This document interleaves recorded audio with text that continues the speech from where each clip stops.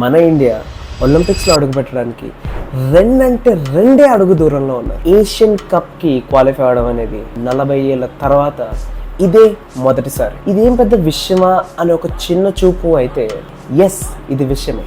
1979లో రన్నర్అప్గా, 1981లో third place వచ్చి దాని తర్వాత ఇప్పటి వరకు ఒక్క క్వాలిఫైర్ కూడా కాలేదు అంటే ఎస్, ఇది విషయమే.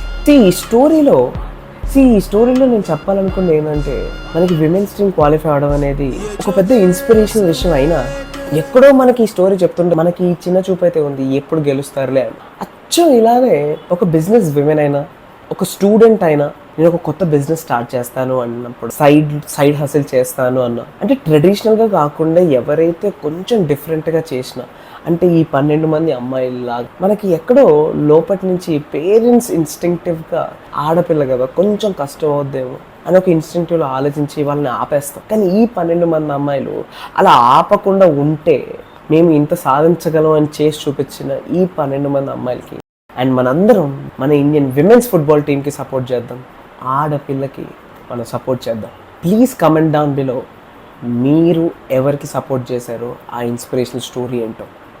Thank you.